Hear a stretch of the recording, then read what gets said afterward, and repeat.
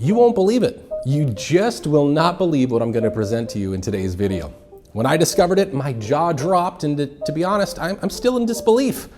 So whatever you do, turn off all distractions and watch every second of this video, because what you're going to see in here is going to leave you in absolute disbelief. You ready?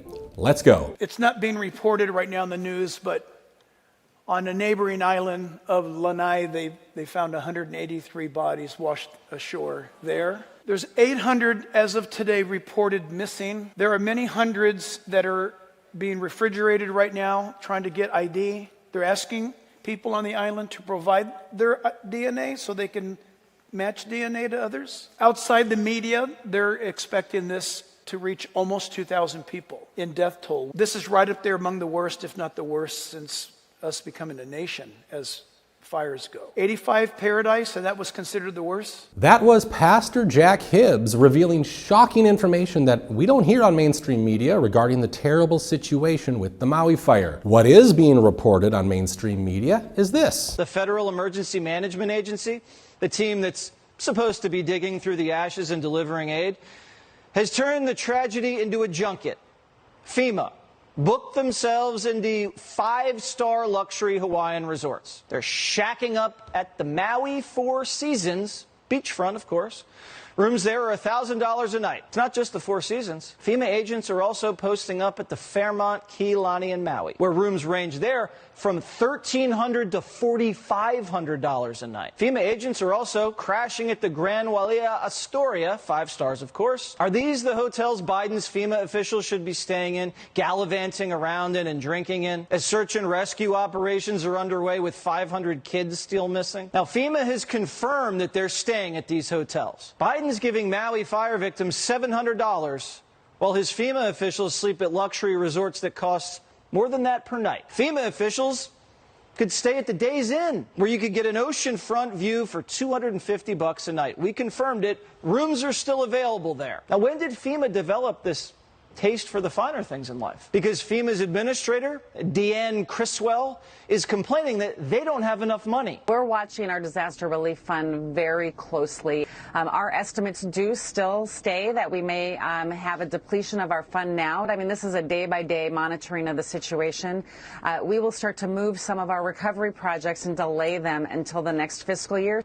Whoa, FEMA has a $25 billion budget. Please make it make sense. Maui fire victims get $700 total to rebuild their lives. Meanwhile, FEMA officials get $1,300 per night in rooms at the Four Seasons, Fairmont, Lani, and the Grand Wailea in Maui. Nobody in Hawaii that's went through this tragedy should be worried about where they're staying. The President of the United States should have a gold card. He should be able to walk into a hotel, and plop it down on the counter, and go, how many rooms do you have tonight?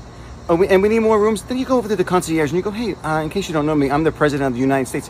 And do me a favor, call around town and let's get everybody that needs a hotel room. And then you take these poor people who need help and you put them in a hotel room. If we can do it for people that break into our country, we can do it for people that are in need. This shouldn't be hard to do, and this should happen it should be instant. It should be the same day. Nobody should worry about that they have nowhere to go. Not in America. This is disgusting. If you think that's the big news for today, well, I have information that, like I said, you won't believe. We've talked all week about Maui Police Chief John Pelletier. He's the guy who was in charge of the 2017 Las Vegas shooting that, to this day, still remains a mystery. Pelletier is the same dude who, on a previous video, we found out received a pay raise only 50 days after he started the job. $205,000 per year, which was a 29% raise. That was even more than he asked for. Okay, so we know who we're talking about, right? Now get this. The Maui Police Chief with the dark trail of controversy and bad luck around him is also the Maui Coroner.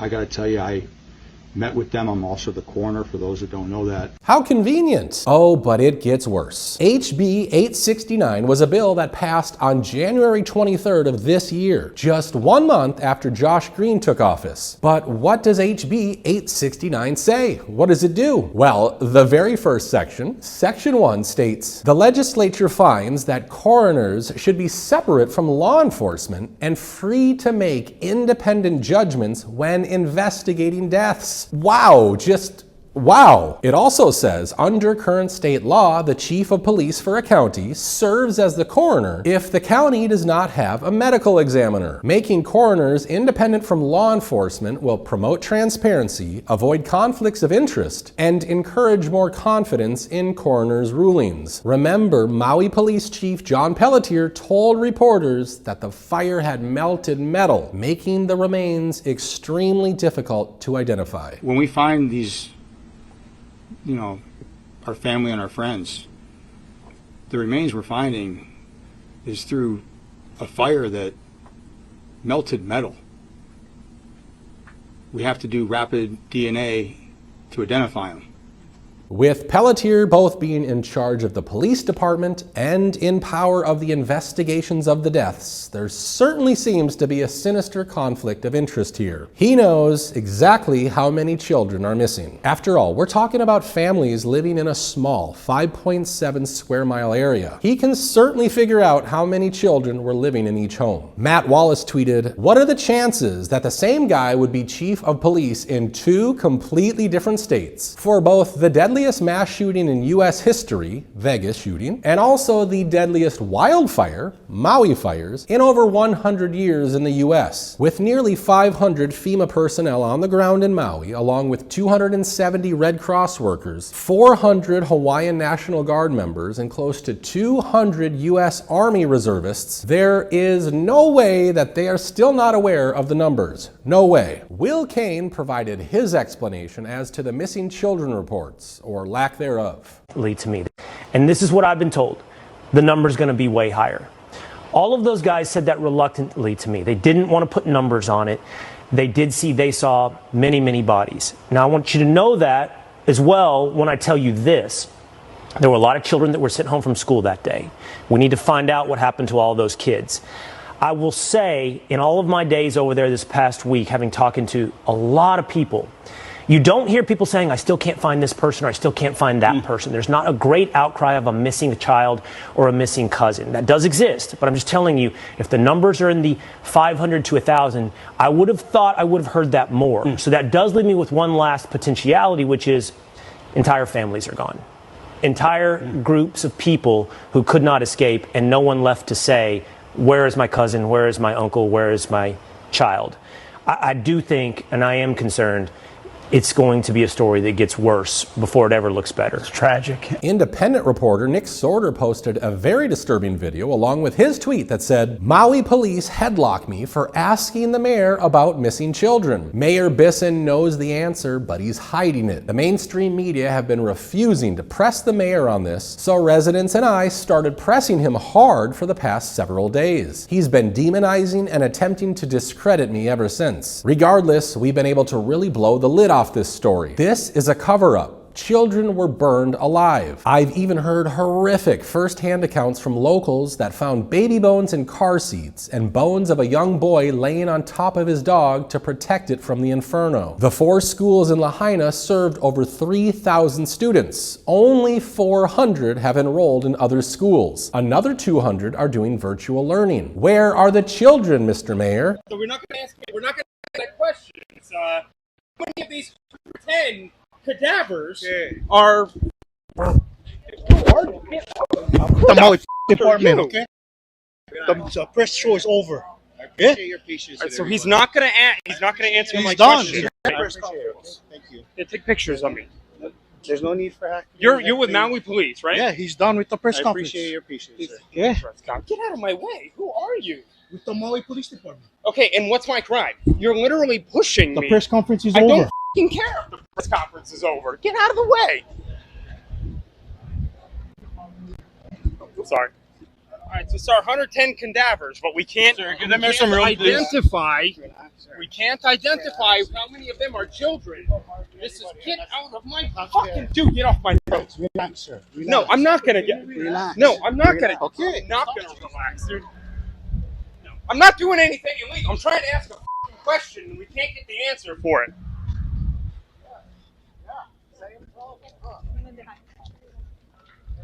How many of the 110 dead are children?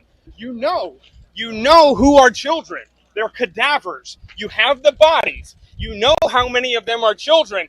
How many children are dead? Step back, please. How many children are dead, Mayor? So you're just not going to tell. Nick followed that up with another tweet saying the morgues on Maui are full. The Hawaii government is still lying about the death count. I'm not backing down until the people of Maui have answers. Yeah, Sarah, absolutely. I know at this point that the government has not been truthful about the death toll. They're not talking about the death toll of the children either, which is one of the scariest parts of this entire thing. That is what the people here in Maui want to know. Now, when it comes to the morgues, there's one morgue here, one permanent morgue, and it's at the hospital here in Maui, the main hospital. They set up a temporary morgue at the police station. So there are not too many places that these bodies could be placed. I do know that the morgue's hospital is full, and it holds several hundred people, okay? So I can't confirm that they died in the fire yet, but for whatever reason, the morgue is full, and they had to set up a temporary one over at the police station as well. So they've now frozen this confirmed dead number at 114. It has not risen here in the past 2 days. I can't tell you why, though. Taking a look now, Maui water officials warn Lahaina and Kula residents not to drink running water because it may be contaminated even after boiling. They also warn to only take short showers in well-ventilated rooms to avoid possible chemical vapor exposure. And then there's the Maui fuel spill saga. The Air Force faced the repercussions of a 700-gallon fuel spill at a Space Force facility atop Haleakala. That's right, an oil spill on a volcano in the same area that was ablaze and devastated the island. Haleakala is a culturally and religiously significant site for Native Hawaiians, and it's considered to be a dwelling for the gods and is a place where priests perform ceremonies. Space Force established its first regional command in Hawaii in November of 2022. Then, 2 months later, they apologized for spilling 700 gallons of diesel fuel on sacred ground at the Maui Space Surveillance Complex at the summit of Haleakala. Another instance of exactly why they should not have these facilities in Hawaii's most sacred spaces. We have a solemn responsibility to protect this sacred ground upon which we have the privilege to operate. And it is a privilege, not a right, said Brigadier General Anthony Masteler, commander of U.S. Space Forces Indo-Pacific. You expect more from us, and last week we let you down. And for that, I'm truly sorry. We understand the importance of being good stewards of the environment. Masteler is new in Hawaii. He arrived in 2022. So let's get this straight. Police Chief Pelletier, new. Governor Josh Green, new. Space Force Commander, new. All three have terrible luck surrounding them. In the past, we saw jet fuel being spilled at Red Hill, the fire suppression spill at Red Hill, there was the coolant spill on Mauna Kea, and a diesel spill on Maui. The wildfire in Maui ignited in the same area as the spill, which, by the way, still was never completely cleaned up. As of 6 weeks ago, the spill was still not properly dealt with. So maybe this is all a conspiracy theory, right? Maybe what I just presented with actual facts, articles, and evidence isn't believable. Maybe the Maui fires were caused by climate change. Founder of The Weather Channel and meteorologist John Coleman says climate change is not happening. There is no global warming. Climate deniers, people who believe climate change is not happening in any meaningful way, are sometimes painted in the media as fringe characters, as kooks. So this might shock you. A man who co-founded The Weather Channel thinks climate change is a hoax. His name is John Coleman. Hello to all your viewers. I resent you calling me a denier. That is a word meant to put me down. I'm a skeptic about climate change, and I want to make it darn clear, Mr. Kenny's not a scientist. I am. He's the CEO of The Weather Channel now. I was the founder of The Weather Channel, not the co-founder. And I'm glad you did, because I am addicted to The Weather Channel. I watch a lot of cable news. Now, hold on just a minute. I'm not done. And CNN has taken a very strong position on global warming that it is a consensus. Well, there is no consensus in science. Science isn't a vote. Science is about facts. And if you get down to the hard, cold facts, there's no question about it. Climate change is not happening. There is no significant man-made global warming now. There hasn't been any in the past, and there's no reason to expect any in the future. There's a whole lot of baloney, and I regret it's become political instead of scientific, but the science is on my side. I don't think we're going to come to a conclusion about the topic right here. What I do wonder, I know though, is we're when not, you because see you wouldn't allow it to happen on CNN.